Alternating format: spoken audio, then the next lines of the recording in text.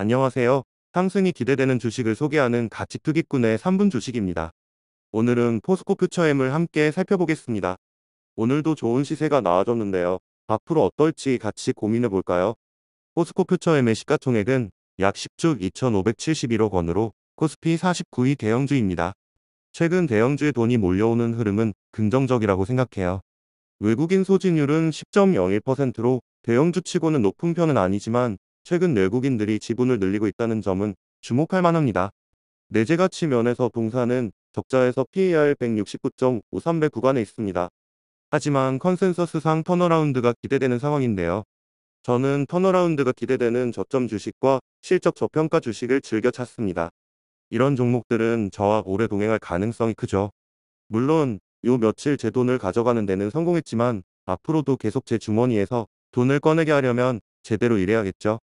요새 2차 전지주에 슬금슬금 돈을 넣고 있습니다. LG화학우, 포스코퓨처엠 등이 대표적이죠. 솔직히 마음이 불편하긴 하지만 제 경험상 주가는 항상 이 불편한 마음을 타고 오르더라고요. 많은 사람들이 화려한 신고가 종목에 환호할 때 어둡고 소외된 곳에서 마중물을 퍼내는 바닥 투자자들에게 한마디 해드리고 싶습니다. 우리는 미래의 수익을 목적으로 지금 돈을 넣지만 한편으로는 어려운 회사와 오랜 투자 손실로 고통받는 사람들에게 조금이라도 도움이 될 수 있는 행동을 하고 있다는 것을요. 이제 차트를 볼까요? 포스코퓨처엠의 주가는 현재 바닥에서 소폭 반등 중입니다. 소폭이라고는 하지만 전 저점 대비 34% 이상 상승했어요. 고점 대비 80%나 하락했던 종목이라 겨우 찔끔 상승한 것처럼 보일 뿐이죠. 외국인 수급 동향을 살펴보면 2024년 초부터 확연하게 입성해 있습니다. 적자 회사라서 마땅히 투자할 근거가 빈약한 마당에 우리는 외국인 형님들의 매집 구간에서 힌트를 찾아볼 수 있습니다. 아래 어딘가에 외국인들의 2024년 초반부터의 본전이 존재하겠죠. 저는 대충 아래 노란색을 기준선으로 잡고 단기 목표가로 삼아보려고 합니다. 이건 절대적인 기준이 아니라 방향성을 상승으로 잡기 위한 근거일 뿐이에요. 좀 더 구간을 좁혀보면 4월부터를 근거 삼아도 될 것 같아요. 이제 거의 다 왔죠. 저점에서 잡으신 분들 중에 단타꾼이 계신다면 여기서 한번 차익 실현해봐도 좋을 것 같습니다. 저도 최근에 딱 물었는데요. 저는 아직은 안 담은 입을 열어줄 생각이 없습니다. 소량이지만 저도 제법 물린 상태라서 여기서 수익을 내서 퉁치고 싶은 마음이 있거든요. 포스코 퓨처엠 그렇게 안 봤는데 꽤 아프더라고요. 요 며칠 매수한 데 이은 저의 원투 스트레이트는 아래 두 기준선입니다. 그렇지만 큰돈을 넣을 생각은 없어요. 아직 기술적으로 역배열인 상태이고 한참 남았습니다. 오버슈팅 국면이라고 생각해도 될 것 같아요. 제 머릿속에 흐르는 상상도는 이렇습니다. 근거는 기술적 분석과 악성 대기 물량의 존재인데요. 물론 미래 예측은 금물이기에 이건 그냥 한번 상상해 본 거고요. 표시하지 않은 4번, 즉 하락의 가능성도 있습니다. 그렇지만 저는 상승하거나 횡보할 가능성이 더 높다고 생각하고 단기적으로는 상승보다는 횡보에 무게감을 두고 중장기적으로는 상승에 베팅해보고 싶습니다. 하지만 망할 놈의 유상증자가 기다리고 있어서 하락할 가능성도 솔직히 커요. 아, 이걸 오늘 발견했네요. 저처럼 재료를 경시하다 보면 이런 걸 놓칠 때가 있습니다. 이건 반성해야 할 부분이죠. 유증에 대한 문제는 후술하겠습니다. 지난 한 달간의 수급 동향을 살펴보면 세력 매수의 상태입니다. 긍정적이라고 볼 수 있겠죠. 패턴상 기관과 외국인의 손바뀜 형태가 나오는 것 같아요. 서로 티키타카 하는 것처럼 보이기도 하지만 한편으로는 눈치 싸움하는 것 같기도 합니다.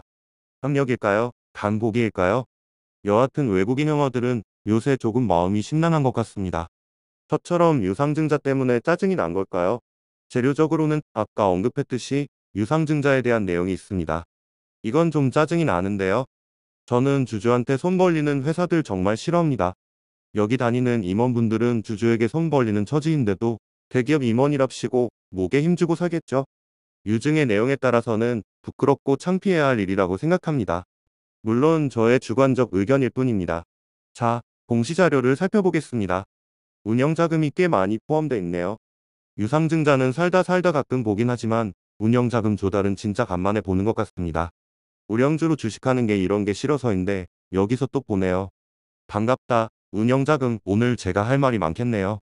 운영자금은 간단히 인건비, 원재료비, 대출이자, 판관비, 연구개발비 등 회사의 생존에 필요한 돈입니다. 이 회사 지금 제대로 숨 쉬고 있는 건 맞나요? 자기네가 빌린 돈 이자랑 직원 월급도 우리 보고 내주라는 건가요? 하지만 투자 설비 증설, 새로운 법인 설립 혹은 인수합병에 대한 부가적인 운영 자금이라고 생각하고 그냥 넘어가기로 하겠습니다. 어쩌겠어요. 이미 돈 넣었는데. 주가 하락하면 그때 가서 적당한 때 또 사야죠. 뭐 저는 절대 유상증자에 참여하지 않습니다. 유증에 대해서 싸게 준다고 오히려 고마워하면서 사는 사람들이 있는데 저는 동의하지 않습니다. 물론 유상증자했는데 오히려 주가가 상승하는 경우도 있습니다. 저는 그냥 유상증자 자체가 싫은 겁니다. 제가 왜 유상증자를 싫어하는지 설명해 드리겠습니다. 이건 순전히 저의 주관적인 의견이니까 그냥 재미로만 참고하시길 바랍니다. 간단히 설명할게요. 자본시장에서 증권시장에 상장한 기업이 자금을 조달하는 방식은 크게 두 가지입니다. 하나는 대출을 받는 것입니다. 회사채 발행이 여기에 해당하겠죠. 두 번째는 주식 수를 늘리는 것입니다. 유상증자는 여기에 해당하죠. 둘 다 법적으로 문제될 건 없습니다. 유상증자를 오히려 좋아하는 사람들이 있기도 하고요. 하지만 저는 그 자금 조달을 하는 심리, 그 의도에 주목합니다. 가치투기꾼 피셜, 제가 생각하는 자금 조달의 숨은 의미는 다음과 같습니다. 첫 번째, 대출 주식회사는 대출을 통해 자금 조달을 하면 나 혼자 다 해먹고 싶다는 뜻입니다. 두 번째, 주식 수를 늘린다. 유상증자를 통해서 자금 조달을 하는 건 이건 위험하니까 동업자를 늘려서 리스크를 동업자에게 전가하자는 뜻입니다.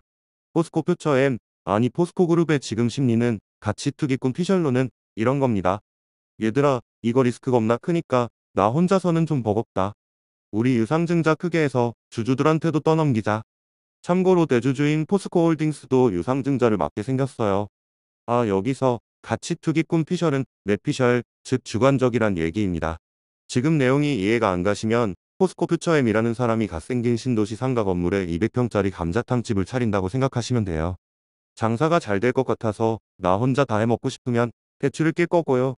은행에서 대출이 막히거나 아무리 생각해도 뭐 아니면 도식으로 위험해 보이면 포스코 퓨처엠이 저한테 연락하겠죠. 친구야, 좋은 아이템이 있는데 너도 같이 할래? 이거 너한테만 이야기하는 거야. 포스코 퓨처엠의 목표 주가는 15만 8천 원입니다. PER은 169.49배로 매우 고평가니까 보수적인 접근이 필요해요. 무엇보다 유상증자도 예정돼 있고요. 좀 더 보수적으로 바라보는 게 좋을 것 같습니다. 2025년 턴어라운드 기대감은 긍정적입니다. 2026년에 실적이 많이 개선될 예정입니다만 그래도 너무 고평가 상태예요. 매우 보수적인 접근이 필요합니다.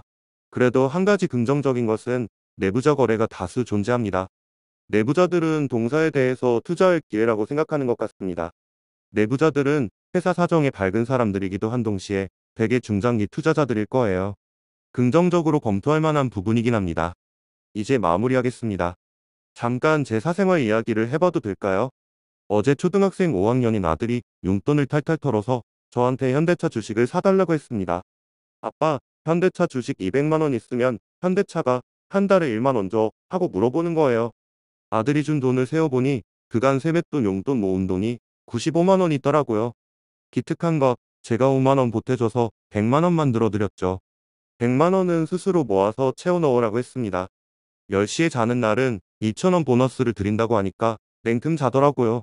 아들 재우다가 저도 같이 잠들어서 새벽 3시 30분에 기상하는 사태가 벌어졌지만 오늘 하루 어떻게 보내죠? 하루가 길 것 같습니다. 오늘도 업무상 술자리가 저를 기다리고 있는데 큰일이네요.